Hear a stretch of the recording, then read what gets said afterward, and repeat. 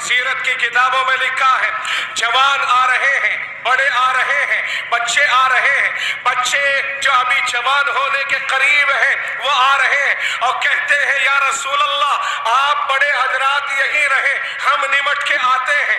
दो बच्चे मुहब्बत और माज आते हैं, दोनों भाई हैं, सगे भाई हैं, आकाए रहमत से आकर के इल्तिजा करते हैं या रसूल अल्लाह हमें जंग में ले लीजिए। आपने बड़े भाई को कबूल फरमा लिए, छोटे भाई से कहा आप घर जाओ, अभी आप छोटे हो, जंग की आग बहुत खतरनाक होती है, उसमें हर आदमी पूरा नहीं उतर पाता है, जाओ आइंदा फिर जरूरत पड़ी तो तब देखेंगे। मगर ये भाई रोने लगता है और कहता है मैं अपनी माँ को जाकर के क्या मुंह दिखाऊं, मेरी माँ ने कहा था बेटे तुम्हें दीन की खिदमत के लिए मैंने तैयार किया है, जाओ आज तुम्हारी कुर्बानी और खिदमत की जरूरत पड़ रही है। या रसूल अल्लाह मैं अपनी माँ के सामने जाकर के क्या कहूंगा। और फिर रोते हुए कहा अल्लाह के हबीब आप इससे मुझे कुश्ती करा दीजिए, मैं इससे ताकतवर हूं, अगर हार जाऊं वापस चला जाऊंगा। रसूल रहमत मुस्कुराए, इरशाद फरमाया आओ दोनों भाई मैदान में आओ। छोटे भाई ने बड़े भाई के कान में कहा भाई जान आपका तो मसला हल हो गया है, मेरा मसला अगर हल करा दो तुम्हारा कुछ नहीं बिगड़ेगा, मेरा सब कुछ बन जाएगा।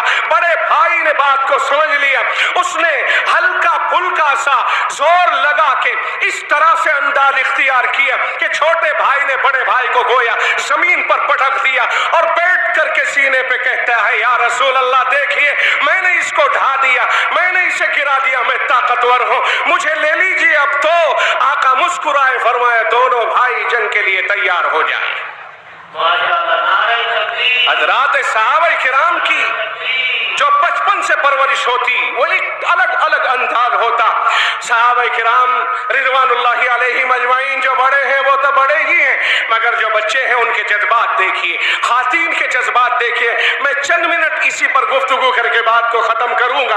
वक्त की तलखीस करते हुए मैं अर्ज कर रहा था आकाए रहमत ने दोनों भाइयों को लिया, अब मैदान जंग मुरतब होता है, 313 तकरीबन आप अपने असहाब लेकर के पहुंचते हैं। जो तफसील है वो तो तफसील है ही। बहरहाल रसूलुल्लाह इस तरफ आए जिधर रेत है, कुफार मक्का उधर गए जिधर ताकतवर जमीन है, वो सौम्य है, ताकत के सौम्य में वो सौम्य है, अपने अफराद पर फख्र कर रहे हैं, अपने मालो दौलत पे फख्र कर रहे हैं, रक्कासाएं लेकर के आए हैं, नाच कूद करने वाली औरतें भी लेकर के आए हैं। हजरात सहाबाए किराम रिज़वानुल्लाहि अलैहिम अजमाइन कसम पुरसी के आलम में है, न सब पे तलवार है, न सब पे ढाल है, न सब के पास तीर है, न सब के पास घोड़े हैं, न उनके पास ऊंट हैं, चंद ऊंट हैं, चंद घोड़े हैं, चंद तलवारें हैं। रसूल रहमत सल्लल्लाहु अलैहि वसल्लम ने एक तरफ अपना एक खेमा नस्ब कराया, एक छोटी सी हरीश और झोपड़ी कायम कराई, अल्लाह के सामने यूं सजदा रेद होकर के कहते हैं मौलाए करीम तेरे दर पे लेके आ गया, मेरी जिंदगी की ये मेहनत है, चंद साथी हैं जो ये तैयार करके लेके आया हूं। ए अल्लाह अल्लाहुम्मा इन तुहलिक हादिहिल इसाबा ला तुअबद फिल अर्ज़ि अबदा औ कमा क़ाल, मेरे मौला अगर ये चंद लोग आज हलाक हो गए, रुए जमीन पर इबादत करने वाला कोई नहीं बचेगा। मेरे रब आपने मुझसे वादा किया है मेरे लिए मदद नाजिल फरमा। रब्बे जुल जलाल की कसम सिद्दीक समझ गए कि मदद आ रही है, आपके कंधों को थामा, अर्ज किया या रसूल अल्लाह बस कीजिए, ज्यादा गिड़गिड़ाइए मत, मदद आ रही है। अल्लाह के नबी सल्लल्लाहु अलैहि वसल्लम ने अब तरतीब लगाई, यहाँ खड़े होना है, इस तरह काम करना है, यहाँ फला पकड़ा जाएगा। अल्लाह ने आसमानों से मदद के लिए फरिश्तों को भेजा। ये दोनों भाई हैं अब्दुर्रहमान इब्ने औफ रज़ी अल्लाह ताला अन्हु जो बड़ी उम्र के सहाबी हैं, उनके बराबर में एक इधर खड़ा हो गया, एक इधर खड़ा हो गया। हजरत अब्दुर्रहमान इब्ने औफ से पूछते हैं चचा जान अबू जहल कौन है? ये पूछने की जरूरत क्यों पेश आई जी? इसलिए पेश आई कि अब ये थे मदीना मुनव्वरा के और अबू जहल था मक्का मुकर्रमा का। तो जाहिर है कि अबू जहल को पहले से जानते नहीं थे, मगर नाम बहुत सुना था कि अबू जहल बड़ा बदमाशी करता। پوچھا عبدالرحمن نے کیا کرو گے؟ حضرت عبدالرحمن کا خود کتابوں میں بیان درج ہے، فرماتے ہیں میں سمجھ رہا ہے ان بچوں کی میں حفاظت کروں گا یا جنگ لڑوں گا، میں ان بچوں کی حفاظت کروں کہ جنگ لڑوں؟ اتنے میں عبدالرحمن ابن عوف کو ایک ادھر سے اور ایک ادھر سے پوچھتا ہے، جنگ شروع ہو گئی۔ کہتے ابو جہل کون ہے جی، کیا کرو گے؟ کہ جی ابو جہل کو سنا ہے کہ وہ ہمارے مصطفیٰ کو بڑی برا بھلا کہتا ہے، آج نمٹنا ہے، آج نمٹنا ہے اس سے۔ میں اپنے لفظوں میں کہہ رہا ہوں، آج اس کا کام دیکھ لیں گے کتنے پانی میں ہے، وہ دم دیکھنا ہے اس کا۔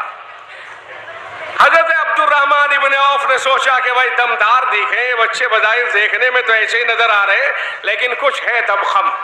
فرمایا دیکھو وہ گھوڑے کے اوپر وہ جو ادھر سے ادھر فوجوں کو ترتیب دے رہا، گائیڈ کر رہا، وہ گائیڈر ابو جہل ہے۔ او بھائی کتابوں میں لکھا ہے، خدا کی قسم یہ دونوں بھائی اس کے اوپر ٹوٹ پڑے اور اس طرح انہوں نے بے بس کر دیا کہ زمین کے اوپر گرا دیا، زمین کے اوپر گرا دیا۔ ابو جہل بے بس ہو گیا۔ ابو جہل کا بیٹا اس وقت اکرمہ اسلام نہیں لایا تھا، اس نے پیچھے سے ایک بھائی کے اوپر وار کیا، یہ شانہ یہاں سے کٹ گیا اور یہ کھال کا تسمہ اس طرح لٹکا رہ گیا اور یہ ہاتھ ہلنے لگ گیا۔ بالآخر اسی طرح لڑتے رہے، ابو جہل کے بیٹے کے اوپر وار کیا، ڈھال کٹ گئی، وہ تو تیزی سے واپس توڑتا ہوا ڈر کے مارے بھاگ گیا۔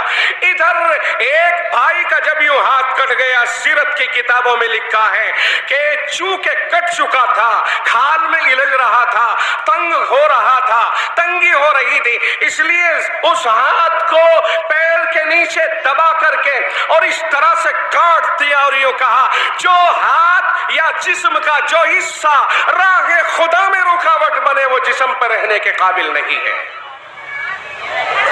جانتے ہو یہ فسانے نہیں، یہ حقائق ہیں، یہ حقائق ہیں صحابہ کرام کی جمع مردی، صحابہ کرام کا ایمان، صحابہ کرام کا اس اسلام کے لیے قربانیاں دینا، یہ صحابہ کرام ہی کی بات ہے۔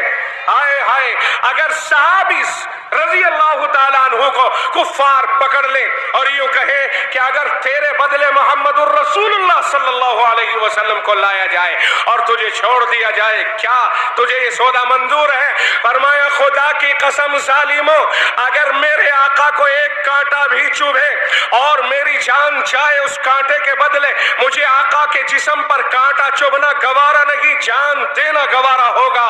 میں اپنی جان دے سکتا ہوں مگر اپنے مصطفیٰ کے لیے کانٹا کے چبھنا گوارا نہیں کر سکتا ہوں۔ چنانچہ تاریخ کہتی ہے، سیرت کی کتابیں کہتی ہے، لٹکا دیا اس طرح سے اور ایک طرف سے پیر کی انگلیوں کی طرف سے یوں کاٹنا شروع کیا، چھوٹے چھوٹے ٹکڑے، تڑپتا رہا مگر آقا کی شان میں ایک جملہ برداشت نہیں کر سکا، کہا جان چلی جائے 100 بار مگر میرے آقا کے لیے کوئی چھوٹی سی بات بھی میں گوارا کروں یہ نہیں ہو سکتا ہے۔ یہ ہیں وہ صحابہ جنہوں نے قربانیاں دی ہیں، اس طرح سے قربانیاں دے کر کے انہوں نے اسلام کو طاقت بخشی ہے اور اسلام کو آگے بڑھنے پھلنے اور پھولنے کا موقع عنایت فرمایا ہے۔